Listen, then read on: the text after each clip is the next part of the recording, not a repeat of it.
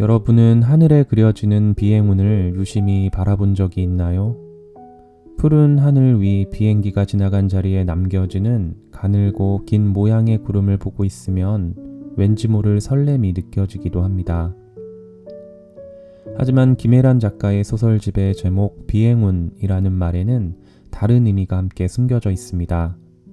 바로 안일 비자를 써서 행운이 없음을 의미하는 비행운입니다.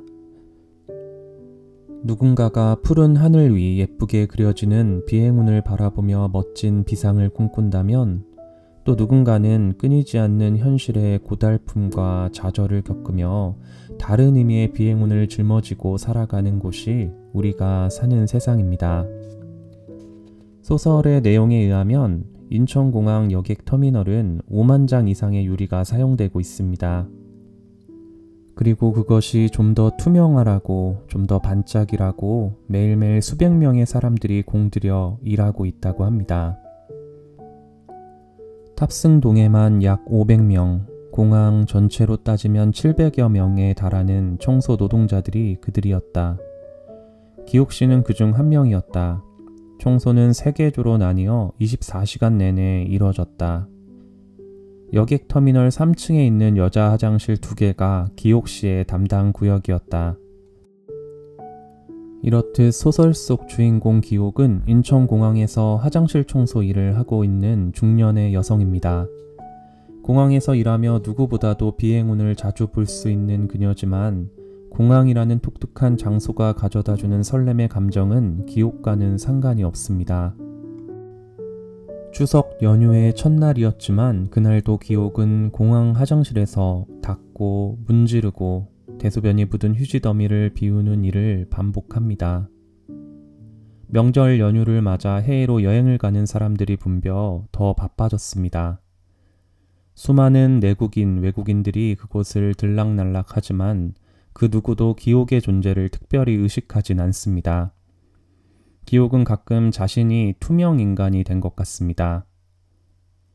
다행인지 불행인지 승객들은 이따금 기옥 씨가 거기 있는 줄 모르거나 있어도 없는 사람처럼 여겼다. 마치 많은 이들이 재떨이와 재떨이 청소부를, 승강기와 승강기 청소부를 동격으로 대하듯 말이다. 두 번째 화장실을 청소하고 있는 기옥은 퇴근까지 아직 4시간이나 남았는데 벌써 몸이 지쳤습니다. 폐경 뒤부터는 쉽게 열이 올랐고 오늘도 가슴이 답답하고 식은땀이 많이 납니다. 답답한 머릿수건을 벗어 던지고 싶지만 그럴 수 없습니다. 몇 달 전부터 스트레스성 원형 탈모를 심하게 겪고 있는데 그 흉한 몰골을 드러냈다가 회사에서 잘릴지도 모르기 때문입니다. 기옥 씨의 머리가 빠지기 시작한 것은 아들 영웅이가 절도와 폭행 혐의로 실형을 받게 된 시기부터였습니다. 실족사로 남편을 잃은 기옥은 30이 넘어 어렵게 얻은 외아들을 혼자 키우다시피 했습니다. 그래도 성실한 아이로 바르게 자라주었다고 생각했는데 남의 집 택배 물건을 훔치다가 전과자가 된 아들입니다. 초범이라 가볍게 넘어갈 수도 있었던 것을 쫓아오는 택배기사를 보고 당황해 발로 차는 바람에 폭행죄까지 붙어 실형을 받게 되었습니다. 나중에 알고 보니 어학연수비를 마련하려고 그랬다고 합니다. 소설은 당시 기옥의 마음을 이렇게 기록합니다. 힘이 빠져 웃었다. 그러고는 어찌 일이 쉬운가. 어째서 이렇게 한 가족의 단란이 시시하게 망가지는가 이해할 수 없었다. 어느덧 퇴근 시간이 다가옵니다. 어깨, 허리, 무릎을 자주 굽혀가며 해야 하는 일이기에 이곳저곳 몸이 자주 쑤시고 때때로 비양심적인 사람들이 남기고 간 지저분한 흔적들이 기옥의 마음을 지치게 합니다. 그래도 내일은 휴일입니다. 비록 혼자이지만 추석을 맞아 나름대로 나물이며 잡채를 먹으려고 이미 밑작업을 해놓았습니다. 내일만큼은 전단지 아르바이트도 하지 않기로 하였고 모처럼 휴식을 즐겨볼 생각입니다. 퇴근 시간이 되어 사무실에서 빠져나가는 길, 직원 하나가 몸이 아팠는지 갑자기 야간 근무 한 자리가 펑크나게 된 상황에 파트장이 언성을 높이고 있지만 이미 근무를 마친 기옥과는 상관없는 일입니다. 기옥은 곧장 집으로 가지 않고 터미널 근처 벤치에 앉습니다. 출근하려던 아침 대문 앞 우편함에서 발견해 챙겨온 아들의 편지가 떠올라서였습니다. 버스에서 읽자니 혼잡할 것 같고 집에 가서 읽자니 빨리 읽고 싶어져 편지 봉투를 뜯습니다. 쉬는 날마다 교도소로 면회를 갔지만 얼마 전 사소한 말다툼을 한 뒤 2주째 면회를 안 간 상태였습니다. 기대 반 걱정 반으로 편지를 열어봅니다. 기옥 씨는 편지지를 활짝 펴 설레는 마음으로 안에 담긴 내용을 바라봤다. 몇십 개의 줄이 그어진 하얀 편지지 위엔 볼펜으로 꾹꾹 눌러 쓴 단 한 개의 문장이 적혀 있었다. 엄마 사식 좀. 잘 계시냐는 말도 보고 싶다는 말도 없었다. 편지지 맨 윗줄에 적힌 엄마 사식 좀. 그 한마디뿐이었다. 가슴에 열이 올라 참을 수 없었던 기옥은 모자를 벗어 의자 위에 올려놓습니다. 지나가는 사람들이 자신의 흉측한 머리를 보고 놀랄지라도 개의치 않습니다. 하루 종일 아무것도 먹지 않았던 기옥은 근무 시간에 어느 아기 엄마가 화장실에 버리고 간 마카롱이 떠올랐습니다. 음식 버리는 게 아까워 따로 챙겨두었던 그 마카롱을 꺼내 한 입 베어물며 생각합니다. 왜 이렇게 단가? 이렇게 달콤해도 되는 건가? 기옥의 쓰디쓴 인생과 달리 지나치게 달콤한 이 과자는 예쁘게도 생겼습니다. 기옥은 얼마 뒤 다시 터미널 안으로 들어가 화장실 앞 무료 식수대에서 목을 축입니다. 사식을 넣어달라는 아들의 편지 때문이었을까요? 기옥은 파트장에게 다가가 조심스럽게 말을 꺼냅니다. 빵꾸난 야간 근무 일을 자신이 해도 되겠냐고 말입니다. 그런데 이상하게 파트장의 얼굴이 흑빛으로 변해 있습니다. 못 볼 것을 본 것처럼 말이죠. 이유는 바로 기옥의 머리 때문이었습니다. 아들의 편지를 읽고 벗어놓았던 모자를 다시 쓰지 않은 채 벤치에 두고 온 것이었습니다.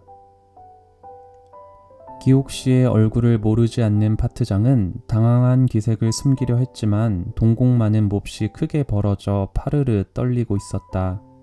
마치 놀라운 게 아니라 무서운 걸 보기라도 한 듯. 오늘 짧게나마 소개해드린 내용은 김애란 작가의 소설집 비행운에 담긴 8편의 단편 중 하루의 축이라는 에피소드의 내용입니다. 이렇게 소설집 비행운 안에는 이 시대 안에서 저마다의 슬픔과 불행을 감당하며 살아가는 사람들의 이야기들이 담겨 있습니다. 비극적인 상황과 감정에 대하여 담담하면서도 매우 감각적으로 묘사하는 작가의 문장들은 독자들로 하여금 현실을 일깨워줌과 동시에 먹먹하면서도 따뜻한 마음을 불러일으키는 것 같습니다. 비행운이라는 말의 중의적인 의미만큼이나 우리가 사는 세상도 비슷하다는 생각을 해보았습니다.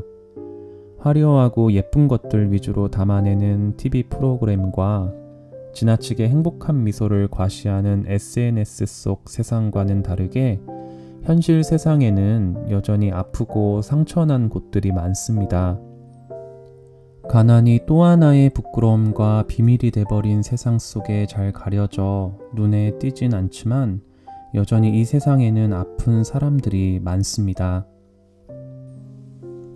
타인의 아픔에 너무나 무뎌진 세상, 화려한 성공 신화와 비교 문화에 정작 사람을 잊어버린 세상, 그래서 더 아프고 외로워진 세상은 치유가 필요해 보입니다.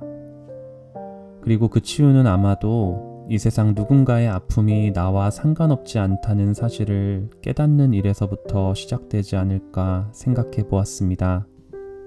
소설집 안의 다른 에피소드 내용이지만 다음 문장이 가장 기억에 남았습니다. 내가 살아있어 혹은 사는 동안 누군가가 많이 아팠을 거라는 생각이 들었다. 나도 모르는 곳에서 내가 아는 혹은 모르는 누군가가 나 때문에 많이 아팠을 거라는 느낌이, 그렇게 쉬운 생각을 그동안 왜 한 번도 하지 못한 건지 당혹스러웠다.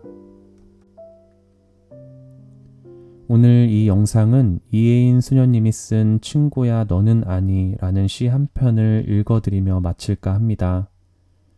최근 우연히 듣게 된 그룹 부활의 노래 친구야 너는 아니를 통해 알게 된 시입니다. 부활의 멤버 김태원 님이 시를 읽고 좋아서 허락을 받아 곡을 붙였다고 합니다.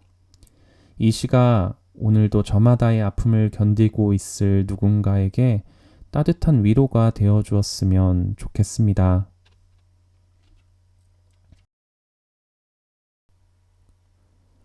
꽃이 필 때, 꽃이 질 때 사실은 참 아픈 거래.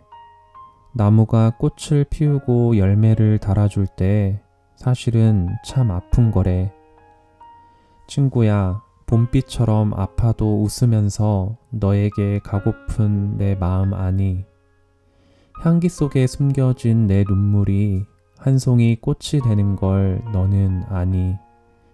우리 눈에 다 보이진 않지만, 우리 귀에 다 들리진 않지만, 이 세상엔 아픈 것들이 너무 많다고. 아름답기 위해선 눈물이 필요하다고.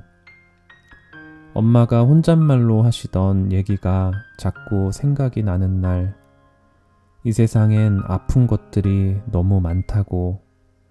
아름답기 위해선 눈물이 필요하다고.